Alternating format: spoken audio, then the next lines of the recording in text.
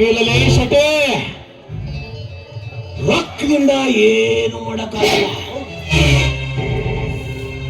ಬರೀ ರೊಕ್ಕದಿಂದ ಏನು ಮಾಡಕ್ಕಾಗಲ್ಲ. ಇದ್ರ ಜೊತೆಗೆ ಅಧಿಕಾರ ಗತ್ತಿಗೆ ಸೇರ್ಬೇಕಲೇ. ಪರ ಚುನಾವಣೆಗೆ ಎಲೆಕ್ಷನ್ ಗಿಟ್ಟು ಮಂತ್ರಿಯಾಗಿ 5 ವರ್ಷ ಪಟ್ಟ ಏರ್ಬೇಕಂತಿದ್ರೆ ಅದಕ್ಕಲ್ಲೇ ಮಗನ ಟೆನ್ಷನ್ ಆಗ್ತೈತಿ. ಟೆನ್ಷನ್ ಎಷ್ಟು ಕಪ್ಸಕವು, ಎಷ್ಟು ಕೈ ಬಿಡ್ತಾವ. ಫೈಲ್ ರೀ ಫೈಲ್. ಆ ಟೆನ್ಷನ್ ಅಲ್ಲಿ ಈ ಟೆನ್ಷನ್ ಒಂದು ಲೇ, ಅದು ಬಹಳ ಇಂಪಾರ್ಟೆಂಟ್ ಫೈಲ್.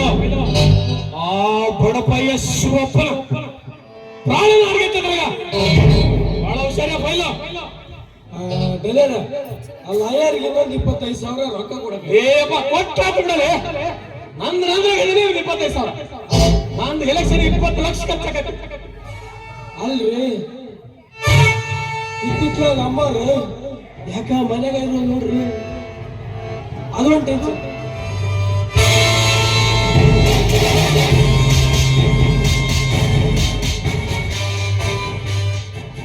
ಶ್ರೀಮಂತರೇ ನಮಸ್ಕಾರ. ಮುಂಬರುವ ಚುನಾವಣೆಗೆ ನೀವು ನಾಮಪತ್ರ ಸಲ್ಲಿಸಿದ್ರಂತೆ. ಈ ವಿಷಯ ನನಗೆ ಗೊತ್ತೇ ಇರಲಿಲ್ಲ. ಹೌದು ನಾಗೇಂದ್ರ, ಜಸ್ಟ್ ಪ್ಲಾನ್ ಮಾಡ್ತಾ ಇದ್ದೆ.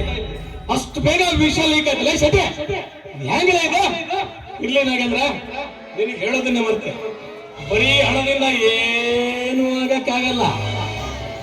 ಅಧಿಕಾರ ಗತ್ತಿಗೆ ಹೇಳಿದ್ರೆ ಈ ಊರಲ್ಲೇ ಮಾಡಬಹುದಲೇ.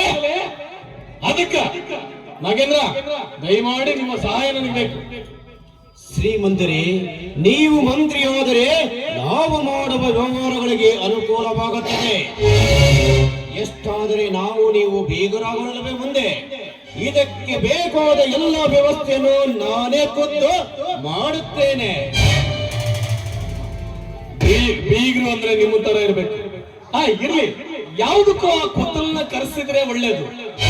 ಒಂದು ವೇಳೆ ಏನಾದ್ರೂ ಯಾವನಾದ್ರೂ ಅಡ್ಡ ಬಂದ್ರೆ ಚೆಂಡ ಕಡ್ದು ಬಿಡ್ರಿ, ಚೆಂಡ ಕಡ್ದು ಬಿಡ್ರಿ. ನೀವು ಇಷ್ಟು ಹೇಳಿದರೆ ಸಾಕು.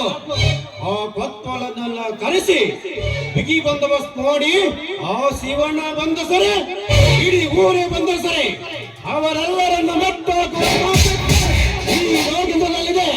ನೀವು ಇದರ ಬಗ್ಗೆ ಚಿಂತೆ ಮಾಡಬೇಡಿ. ಏನಾದ್ರೂ ಮಾಡಿ ಒಟ್ಟಲ್ಲಿ ನಾನು ಮಂತ್ರಿ ಆಗ್ಬೇಕು. ಅದಕ್ಕೆ ನೀವು ಚಿಂತೆ ಮಾಡಬೇಡಿ ಶ್ರೀಮಂತರೇ. ಎಷ್ಟೇ ಕಷ್ಟ ಬಂದ ಸರಿ ನಾನು ನಿಮ್ಮನ್ನು ಮಂತ್ರಿ ಮಾಡೇ ಮಾಡುತ್ತೇನೆ. ಇದು ನಾನು ಕೊಡುವ ಭಾಷೆ.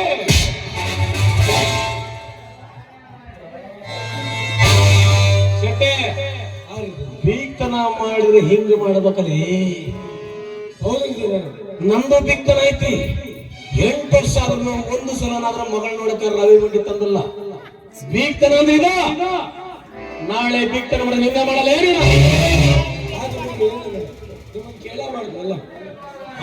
ಶ್ರೀಮಂತರೇ, ನಾನಿನ್ನು ಬರುತ್ತೇನೆ.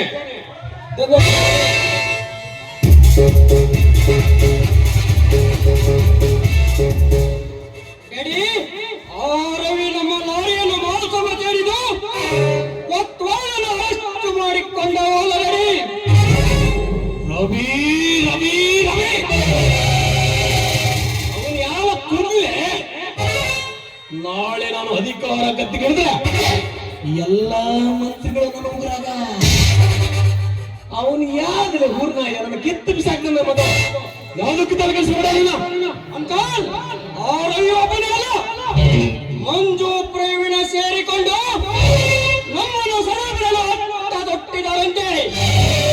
ನಾವು ಸ್ವಲ್ಪ ಎಚ್ಚರಿಕೆಯಿಂದ ಇರಬೇಕು.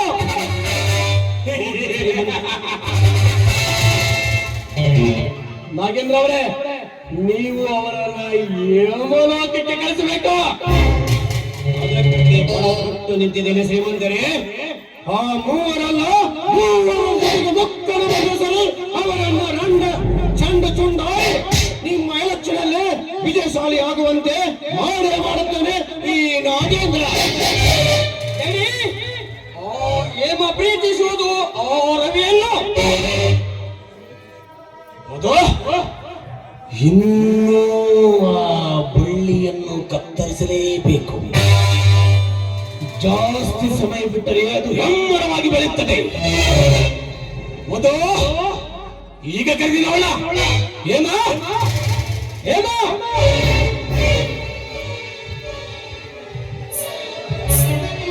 ಮಧು ಹೇಳುತ್ತಿರೋ ಮಾತು. ಡ್ಯಾಡಿ, ನನಗೇನು ಅರ್ಥವಾಗ್ತಿಲ್ಲ ಡ್ಯಾಡಿ.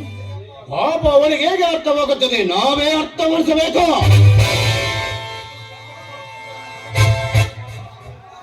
ಹೇಮ, ಅವನ ಮನೆತನ ಏನು, ನಮ್ಮ ಮನೆತನ ಏನು?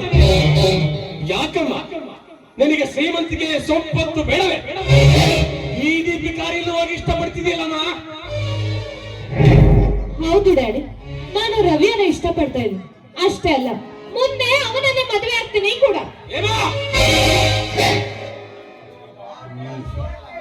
ನನ್ನ ಮಗಳಾಗಿ ನೀನು ಆ ಬೀದಿ ಬಿಕಾರಿಯ ತಮ್ಮನನ್ನು ಮದುವೆ ಆಗ್ತೀಯ? ನನ್ನ ಅಂತಸ್ತಿಗೆ ಧಕ್ಕೆ ತರ್ತದೆ. ನಾನು ಇದಕ್ಕೆ ಯಾವತ್ತೂ ಸುಮ್ಮನೆ ಬಿಡಲ್ಲ. ಏ ಮಧು, ತಾಳಿ ಕಟ್ಟಕ್ಕೆ ರೆಡಿ ನೀನು.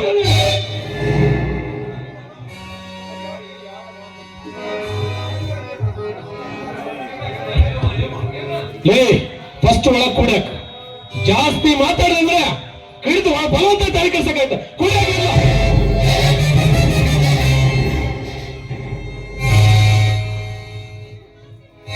ಶ್ರೀಮಂತರೇ, ಇನ್ನು ನಾವು ತಡ ಮಾಡಬಾರದು. ಒಂದು ಒಳ್ಳೆಯ ಮುಹೂರ್ತವನ್ನು ಮಾಡಿ ಅವರಿಬ್ಬರನ್ನು ಮದುವೆ ಮಾಡಲೇಬೇಕು. ಮಧು, ಮಧು, ಹೇಳಿ ಅಂಕಲ್. ನಾನು ನಾಗೇಂದ್ರ ಸ್ವಲ್ಪ ಮೀಟಿಂಗ್ ಇದೆ, ಹೋಗಿ ಬರ್ತೀವಿ. ಅಲ್ಲಿವರೆಗೂ ಇವಳನ್ನ ಜೋಪಾನವಾಗಿ ನೋಡ್ಕೊಳ್ಬೇಕು. ಎಸ್ ಅಂಕಲ್, ಆ ಕೆಲಸ ನನ್ನದು. ಒಂದು ವೇಳೆ ಏನಾದ್ರೂ ಅವಳು ತಪ್ಪಿಸ್ಕೊಂಡು ಹೋದ್ರೆ ಗೊತ್ತಲ್ಲ. ನಾಗೇಂದ್ರ ಅವರೇ, ನಡೀಲಿ ಪಾರ್ಟಿ ಮೀಟಿಂಗ್ ಮಾಡೋಣ.